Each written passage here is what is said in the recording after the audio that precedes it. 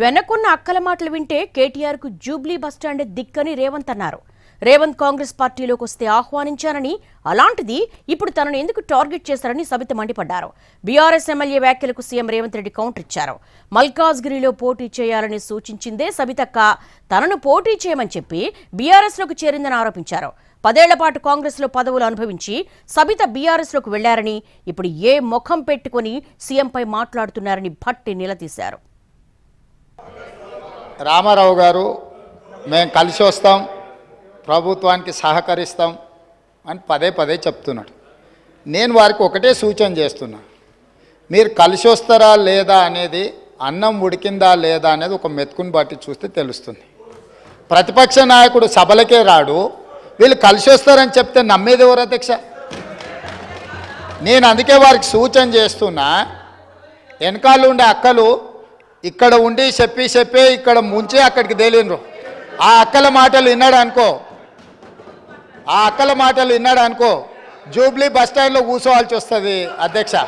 గౌరవ ముఖ్యమంత్రి గారు ముఖ్యమంత్రి అయిన తర్వాత కేసీఆర్ ఇంటి మీద వాళ్ళ కాకినా ఇంటి మీద వాళ్ళతో కాల్ చేస్తానడు. ఎంతమంది ఉన్నారు అధ్యక్ష? ఇప్పుడు అక్కడ ఎందుకు చేర్చుకున్నారు అధ్యక్ష? గౌరవ ముఖ్యమంత్రి గారు ఎంజాయ్ చేస్తున్నారు. ఇప్పుడు మాట్లాడుతుంటే గుండె మీద చేసుకొని చెప్పాలి అధ్యక్ష. ముఖ్యమంత్రి గారు కూడా ఆ రోజు నేను అక్కగానే ఆశీర్వదించిన, ఆ రోజు పార్టీలోకి వస్తున్నప్పుడు ఒక అక్కగా ఆశీర్వదించిన, బాబు నువ్వు చాలా పెద్దగా ఎదుగుతావు, ఈ రాష్ట్రానికి ముఖ్యమంత్రి అవుతావు, రాయి పార్టీలకని ఆహ్వానించిన నేను. ఈరోజు మరి నన్నెందుకు కక్ష తీర్చుకుంటున్నాడు నాకు అర్థమైతలేదు. ప్రతిసారి ప్రతి అసెంబ్లీలో తమ్ముడుగా నన్ను పిలిచి మల్కాజ్గిరి పార్లమెంట్ లో ఎన్నికల్లో పోటీ చేయమని నన్ను ప్రోత్సహించి పార్టీ నన్ను ఎన్నికల్లో అభ్యర్థిగా నిర్ణయించిన తర్వాత కేసీఆర్ మాటలకు అధికారం కోసం కాంగ్రెస్ ను వదిలి టీఆర్ఎస్ పార్టీలో చేరి మంత్రి పదవి పొంది తమ్ముని మోసం చేసింది కాబట్టి ఈ రోజు నమ్మొద్దు అని కేటీఆర్ కి చెప్పిన అధ్యక్ష.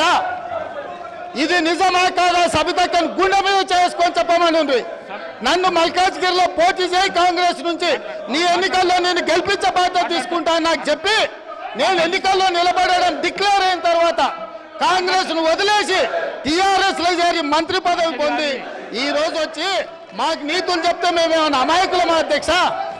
నీ అధికారం కోసం, నీ స్వార్థం కోసం కాంగ్రెస్ పార్టీ నిర్ణయం కాదని ఈ రాష్ట్ర చరిత్రలో ఎవరిని చేయలేకుండా నన్ను సిఎల్పి లీడర్గా చేస్తే అది లేకుండా చేయటం కోసం వదిలిపెట్టి పోయి టీఆర్ఎస్ పార్టీలో చేరినటువంటి వారు ఇవాళ బాధపడుతూ మాట్లాడుతున్న, ఆవేదన చెందుతున్నా అంటే ఆవేదన చెందాల్సింది ఎవరు అధ్యక్ష?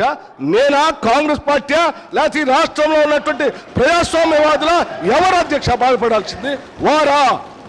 ఇంకా ఏం ముఖం పెట్టుకొని ఈ సభానాయకుడిని రేవంత్ రెడ్డి గారిని ముఖ్యమంత్రి గారిని పట్టుకొని ఇంకా మాట్లాడుతున్నారు. దేనికి మాట్లాడుతున్నారు అధ్యక్ష?